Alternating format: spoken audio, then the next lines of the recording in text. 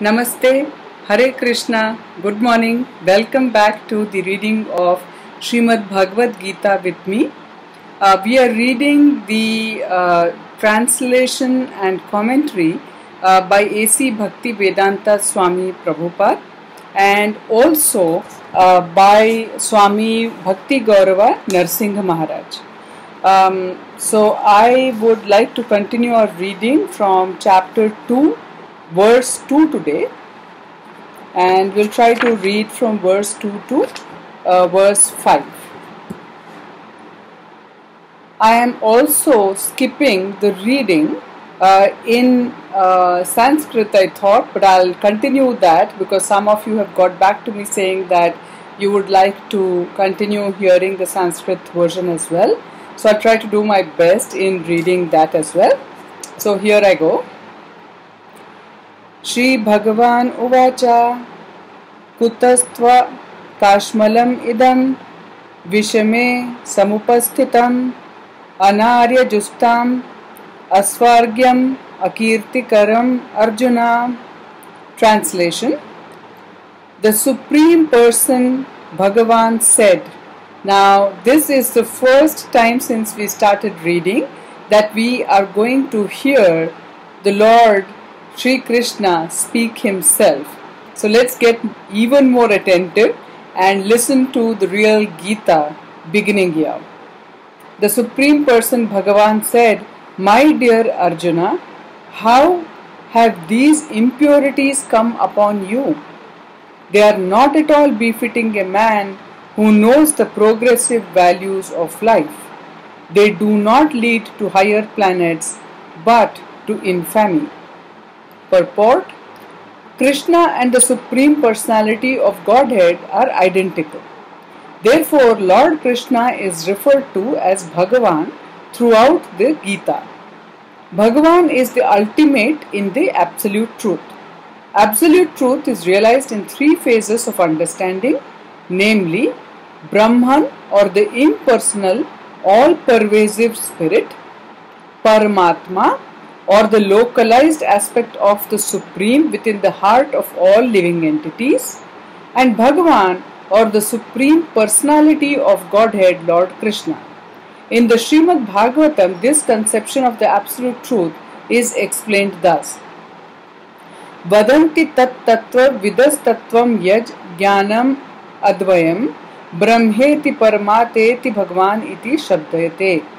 The Absolute Truth is realized in three phases of understanding by the knower of the Absolute Truth, and all of them are identical. Such phases of the Absolute Truth are expressed as Brahman, Paramatma and Bhagavan. This is as per Srimad Bhagavatam, Canto 1, Chapter 2, verse 11. These three divine aspects can be explained by this example of sun, which also has three different aspects, namely the sunshine, the sun's surface and the sun planet itself. One who studies the sunshine only is the preliminary student. One who understands the sun's surface is further advanced, and one who can enter into the sun's surface into the sun planet is the highest. Ordinary students who are satisfied by simply understanding the sunshine, its universal pervasiveness and the glaring effulgence of its impersonal nature may be compared to those who can realize only the Brahman feature of the Absolute Truth. Now we have heard many times people refer to the Absolute Truth as light, So that is the Brahman aspect, the effulgence, right? But that's the first phase of realization, and there is more to look forward to.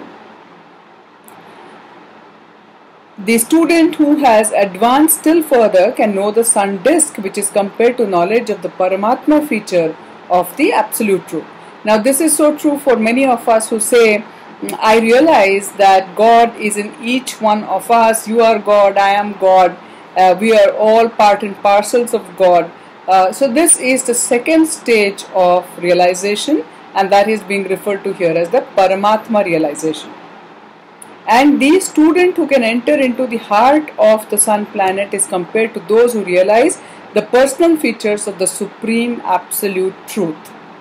So there is a supreme absolute truth, absolute personality of Godhead, Lord Shri Krishna, who has these features of being a part and parcel of each one of us in the form of Paramatma, and also he is all pervasive like the light, and all the energy and everything that we see around us is him, his energy. So these are the three different aspects, and we have to progress from wherever we are to the next level. Therefore, the Bhaktas or the transcendentalists who have realized the Bhagavan feature of the Absolute Truth are the topmost transcendentalists, although all students are engaged in the study of the Absolute Truth are engaged in the same subject matter. The sunshine, the sun disk and the inner affairs of the sun planet cannot be separated from one another, and yet the students of the three different phases are not in the same category. So let us please try to understand that when people say it's all one and the same, or when I say that Bhagavan is not a person but is impersonal, and you say he is a person, it's just your understanding and my understanding, it's all the same.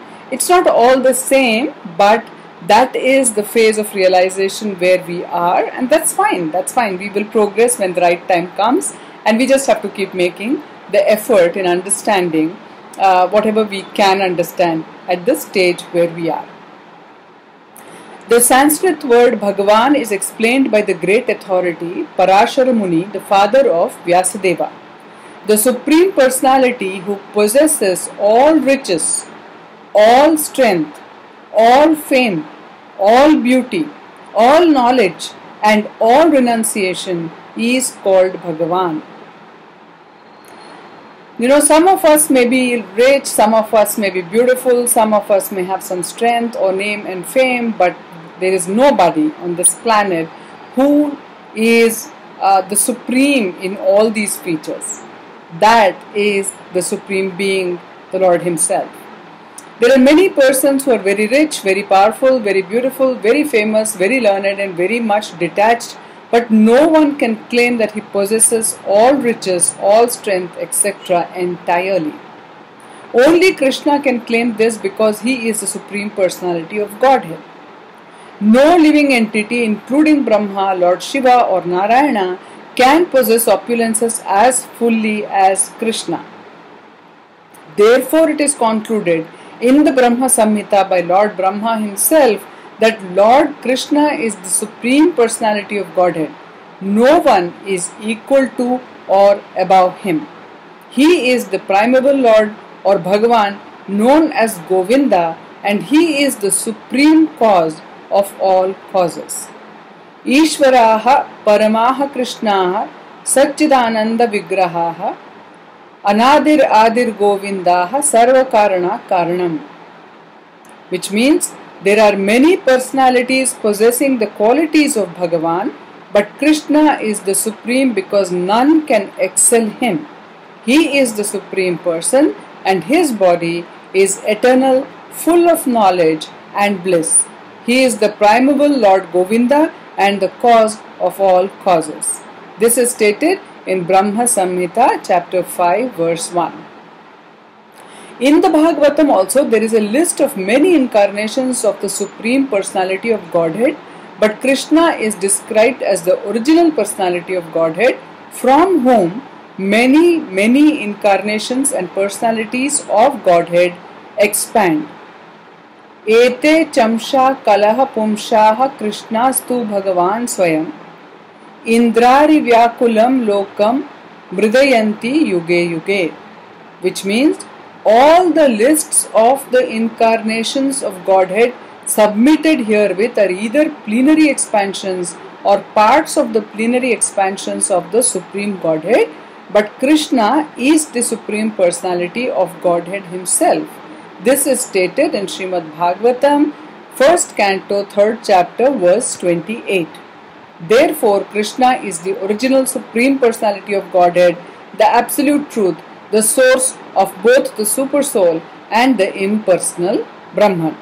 In the presence of the Supreme Personality of Godhead, Arjuna's lamentation for his kinsmen is certainly unbecoming, and therefore Krishna expressed his surprise with the word kutas, like where from? Such unmanly sentiments were never expected from a person belonging to the civilized class of men known as Aryans.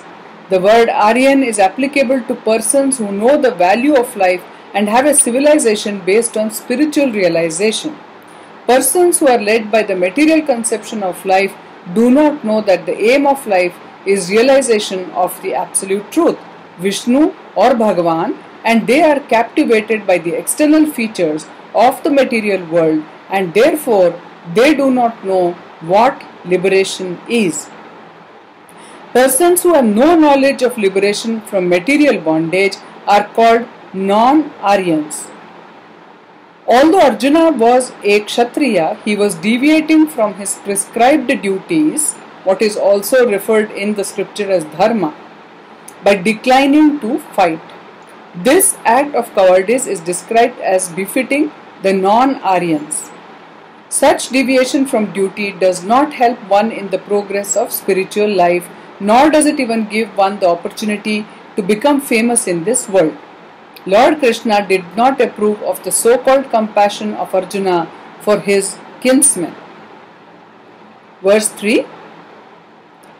Klaibyam masma gamaha partha naita tavyai upapadyate kshudram hridaya dorbalyam tyakvotisha parantapam. Translation: O son of Pritha, do not yield to this degrading impotence. It does not become you. Give up such petty weakness of heart and arise, O chastiser of the enemy. Purport: Arjuna was addressed as the son of Pritha, who happened to be the sister of Krishna's father Vasudeva. Therefore, Arjuna had a blood relationship with Krishna. If the son of a Kshatriya declines to fight, he is a Kshatriya in name only, and if the son of a Brahmana acts impiously, he is a Brahmana in name only. Such Kshatriyas and Brahmanas are unworthy sons of their fathers. Therefore, Krishna did not want Arjuna to become an unworthy son of a Kshatriya. Arjuna was the most intimate friend of Krishna, and Krishna was directly guiding him on the chariot. But in spite of all these credits, if Arjuna abandoned the battle, he would be committing an infamous act. Therefore, Krishna said that such an attitude in Arjuna did not fit his personality. Arjuna might argue that he would give up the battle on the grounds of his magnanimous attitude for the most respectable Bhishma and his relatives, but Krishna considered that sort of magnanimity not approved by authority. Therefore, such magnanimity or so-called non-violence should be given up by persons like Arjuna under the direct guidance of Krishna. With this, we will actually end the session today. The purports are much longer than usual, but this is the most important part of Bhagavad Gita that we are reading. In fact, if we people can properly understand every statement that is made in this particular chapter, chapter 2 of Bhagavad Gita, we would have understood the crux of the matter being conveyed through the Bhagavad Gita by the Supreme Lord Himself. So let's not rush into anything. Let's take our time, go through everything, hear it as many times as you want. Please do ask yourself if you are completely convinced with what you are hearing.